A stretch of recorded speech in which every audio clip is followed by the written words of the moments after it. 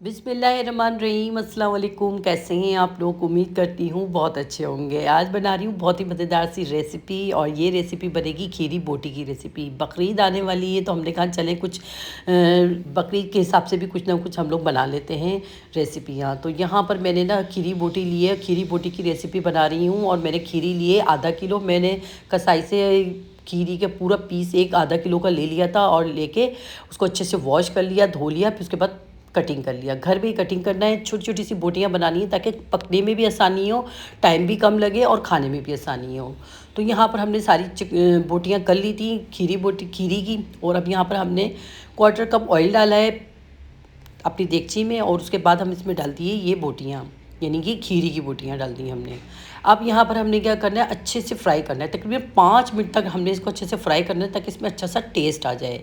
तो यहाँ देखिए मैंने 5 मिनट तक अच्छे से फ्राई करा था। फिर इसमें 1 टीस्पून मैंने डाला है लहसुन अदरक का पेस्ट, 1 टीस्पून डालूंगी नमक, और अच्छे से फिर से हमने इसको फ्राई करना है।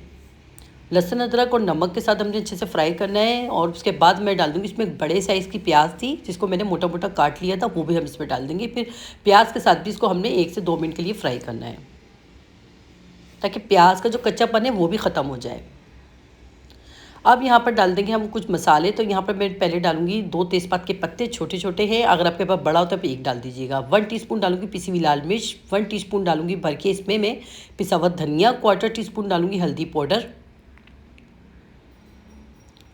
और 1 टीस्पून डालूंगी इसमें कश्मीरी लाल मिर्च, बिल्कुल ऑप्शन है, आपकी मर्ज़ी है। और 1/4 टीस्पून डालूंगी इसमें गरम मसाले का पाउडर, क्योंकि अभी हमें इसे पकाने के लिए रखना है। तो गरम मसाले का पाउडर मैंने अभी थोड़ा सा डाला है, बाकी आगे जाके डालेंगे। तो अभी हमें इसे सिर्फ पकाने के लिए रखना है। पानी डाल के इसको मैंने 1 से 2 मिनट के लिए भूना मसालों को, और अब हम इसमें इतना पानी डालेंगे, भर के पानी डाल देंगे, तकरीबन 4 से 5 गिलास पानी डाल देंगे और ढक्कन ढक देंगे।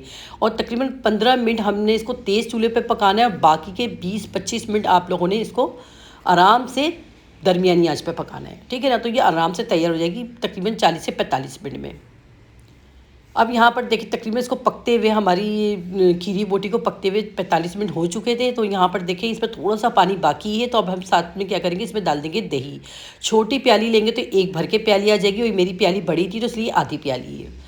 तो दही डाल के ना हमने इसको मसाले के साथ ही भूनना है, यानी कि जो थोड़ा सा पानी था ना उसके साथ ही भूनना है। तो दही का पानी भी खुश्क हो चुका है, और यहाँ देखें रोगन ऊपर आना शुरू हो गया है इसमें। अब इसमें डाल देंगे कुछ मसाले। तो बाकी का गरम मसाला 1/4 टीस्पून मैंने अब डाला है, और 1/4 टीस्पून पहले डाला था। और 1 टेबल स्पून में इसमें डालूंगी कसूरी मेथी, हाथ से थोड़ा सा मसल लें, और फिर डाल दें। हरी मिर्चें बीच में से काट के डाल दें, हरा धनिया डाल दें। और ये देखें हमारी ज़बरदस्त सी ये देखें खीरी बोटी हो चुकी तैयार। बहुत मज़े की रेसिपी, आप लोग ने ज़रूर ट्राई करनी है। अगर रेसिपी पसंद आई हो तो आपने वीडियो को शेयर करना है, लाइक करना है, कमेंट्स करना है, और जो चैनल पे नए ना उन्होंने लाजमी सब्सक्राइब करना है।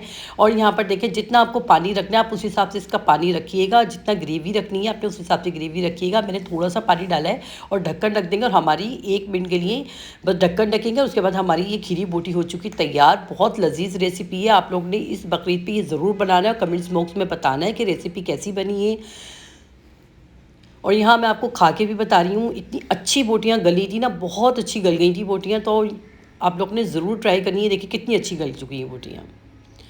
इस वक्त आपकी बहन को ना आपकी सपोर्ट की सबसे ज़्यादा ज़रूरत है, तो आप लोग वीडियो को ज़्यादा से ज़्यादा शेयर करें। तो मिलते हैं नेक्स्ट वीडियो में अच्छी सी रेसिपी के साथ। अल्लाह हाफिज़।